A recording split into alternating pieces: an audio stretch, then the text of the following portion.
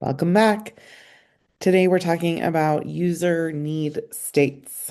And the reason why I wanted to cover this today is because I have been seeing this pattern a lot where people assume, or there's kind of like this habit of starting a lot of articles with, like, we know this topic is confusing, and even using that word confusing. One of the things that I like to consider is that just because a topic might be confusing doesn't mean your reader is confused. They could be going through any range of emotions that has brought them to where they are now. And that it might be positive or it might be negative.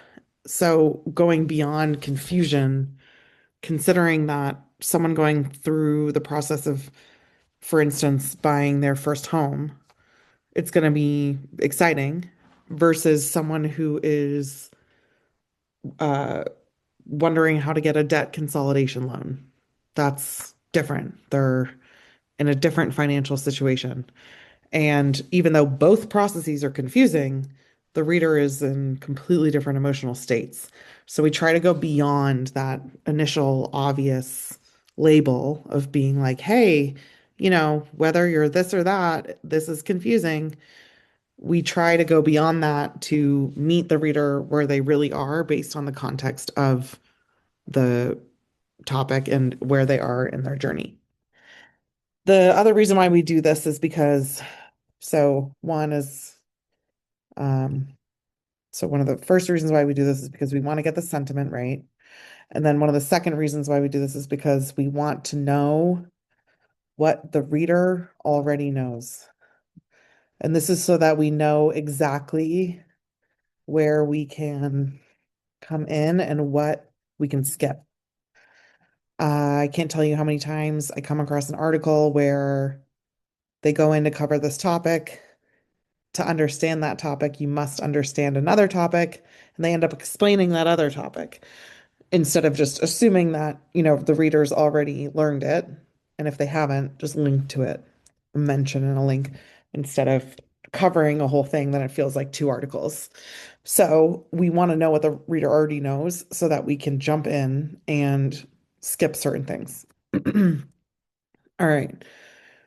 So what does that look like in practice? Every one of our users is in some stage of a journey, from awareness to consideration to comparison to buy to after. This kind of covers the whole bottom of the hourglass of retention. So that might be loyalty, and ambassadorship and usage. Okay, so essentially what we want to do is take one single topic. For instance, credit scores is an example that I'm using. Natasha Post has given us another really great example where she is used for uh, shipping, ground shipping business. So as she's going through her ground shipping customer and I'm going through my different kind of customer, credit score customer, I'm going through this entire journey, and then many pieces of this become ideas for future articles or pieces of articles that we need to make sure that we include, plus the sentiment of how to approach it. I love this because using this board, she's also got little emojis for thoughts and feelings, which goes back to the idea that, not everything is confusing. Some people are in a really sensitive state, some people are really excited, and then there's a whole range in between. Knowing where they might be helps you put your empathy in the right context. Okay, great. So now that we've covered that, let's do credit score as an example. Problem they are facing. So they don't know their score, or they know their score and it's not what they want or need it to be.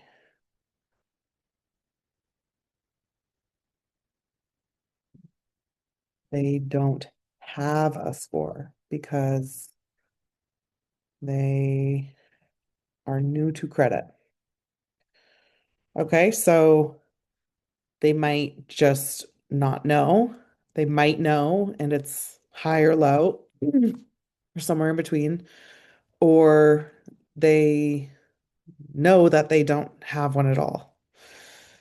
Okay, so consideration is going to be things like um is like where they don't know where to get it.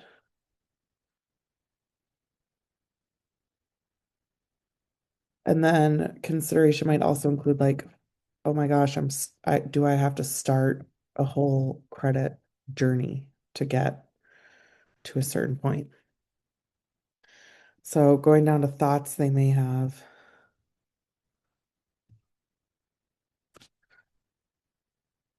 they're not sure if it's good or bad. They're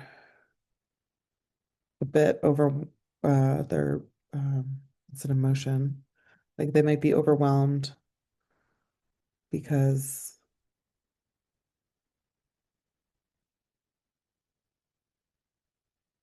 uh know they need to improve it and aren't sure where to start or how long it will take.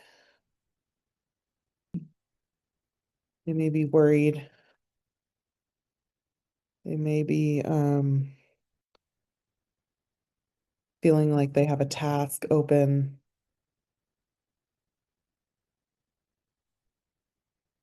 to uh,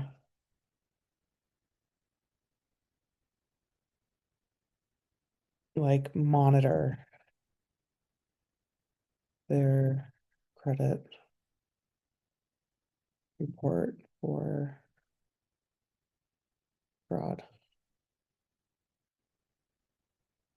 They need a higher score than they have right now. And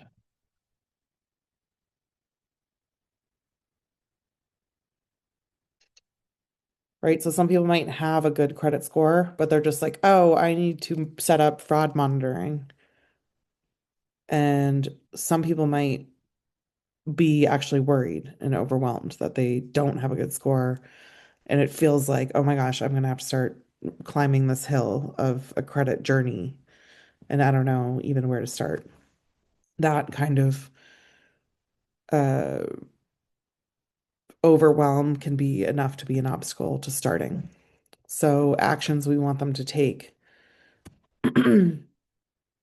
uh, we want them to feel ready to request their score.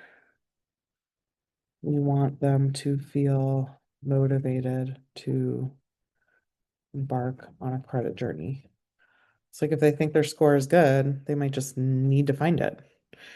And if they feel motivated to embark on a credit journey because their credit needs to be higher, then that requires us giving them all the information that they need.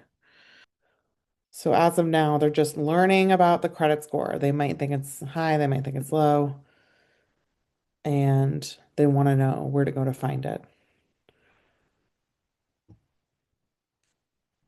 So now that I've done awareness, I would take this all the way through and do consideration, comparison, buy, and retain. This is going to be like the problem they're facing is like choosing the right product for them uh, that takes them to the next step. I guess if you just need your score, you don't really need a next step, but choosing the right product for them, buy, and then retain. Retain is building the score. They want to know what to do next.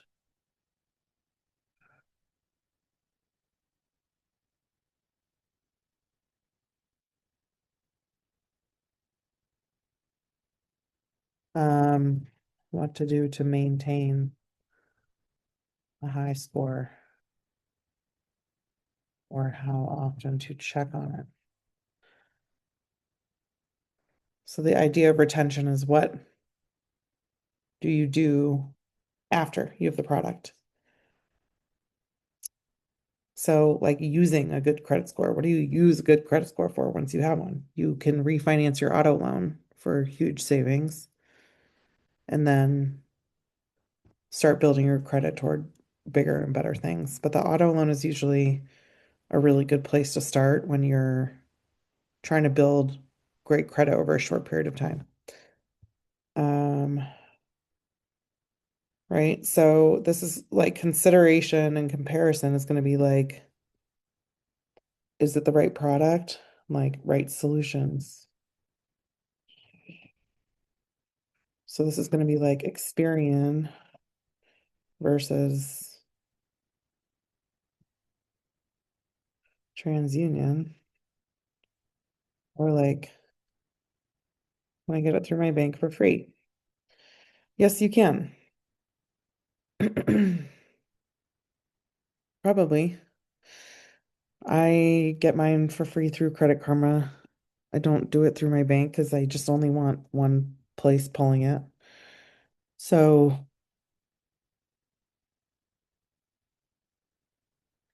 say like say reporting rent and secured cards. So now already I've got two pages, reporting rent, secured cards, Experian versus TransUnion, and this is all just by uh considering where the user might be in their journey.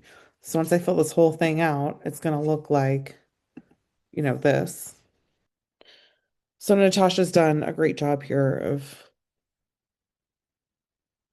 just giving a couple different points in each quadrant that helps you put yourself into the user's shoes. Now, as she goes through all of her content and her experiments, she knows what kind of sentiment to rely on, what kind of FAQs to make sure that she covers in the content, and even probably has some ideas for other kinds of media and videos and testimonials she needs to get and things like that. So, this is a good place to start when you need to understand the persona that you've created or your ideal customer profile and take that and put it into your content and understand, knowing my persona, what happens when I put them into the context of the topics that I'm writing about. And it looks like this, user needs. Thanks so much for watching.